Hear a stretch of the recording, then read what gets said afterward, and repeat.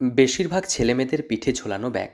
কেউ টিউশন পড়ে এসেছে, কেউ আবার স্কুলে যাবে।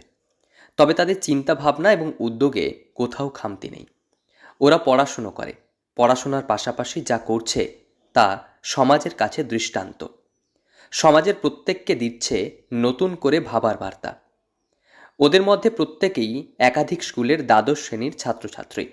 কেউ বিজ্ঞান বিভাগ, কেউ কলা বিভাগ, কেউ আবার বাণিজ্য বিভাগে পড়াশুনো করে। তবে তাদের লক্ষ্য একটাই, তাদের এই উদ্যোগকে কুর্নিশ জানাতে হয়। বেশ কিছু ছেলেমেয়ে মিলে প্রায় 1 বছর আগে শুরু করেছিল পথ চলা। কিছু বন্ধু সংগঠিত হয়ে উদ্যোগ নিয়েছিল সাধারণ অসহায় মানুষের পাশে দাঁড়ানো।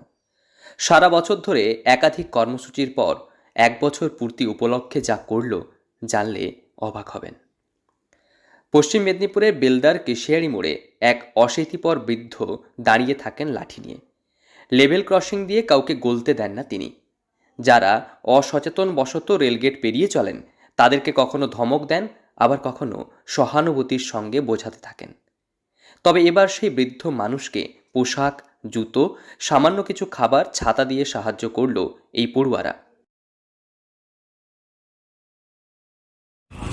মানুষকে আমি সাহায্য চাই, যাতে মানুষ না মরে যায়, না হানি হয়ে যায় বা বিপদ না ঘটে। এই জন্য আমি এখানে দাঁড়িয়ে থাকি। আমি প্রত্যেককে বুঝাই যে মানুষ সচেতন হোক, মানুষ ভালো হোক। আমি সেটাই চাই। মানুষ যে গাল দিচ্ছে, পাগল, শীত, আমি এগুলো শুনতে নারা ওনারা আছেন, বুঝবেন। আমি চলে গেলে হয়তো কোনো ঘটনা ঘটতে পারে বা বিপদ হতে পারে, সেটা কি রক্ষা করবে কে? কেউ রক্ষা করবে না। আজকে যে ছেলেগুলো দিল কেমন লাগছে আপনার? ভালো ভালো লাগছে। কি বলবে তাদের? তারা ভালোই বলছে, আমি যে জীবন কপাল দিয়ে একটু করেছি, কষ্ট করছি, এটা আপনি ভাগ্য ভালো বললাম। এখানে এসে দাঁড়িয়ে খাবার দাওয়া, ভদ্রতা, সব কিছু জানা, বিষয় নিয়ে চিন্তা করা, এটাই আমার ভাগ্য।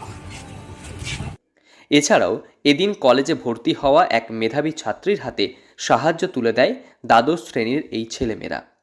কেশিয়ারি মোড়ে একজন দাদু, যিনি সবাইকে সচেতন করতেন, ওনাকে কিছু সামান্য সাহায্য আমাদের চারুলতার তরফ থেকে করা হয় এবং একজন দিদিকে, যিনি পড়াশোনার ক্ষেত্রে কিছু সাহায্য এবং কিছু সামগ্রী দিয়ে তাকে সাহায্য করা হয়।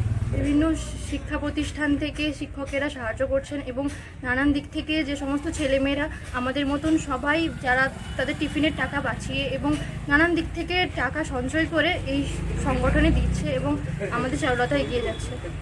নিজেদের টিফিন খরচ বাঁচিয়ে কখনো বিভিন্ন মানুষের কাছে চেয়ে মেগে সারা বছর ধরে একাধিক কর্মসূচি নেয় তারা।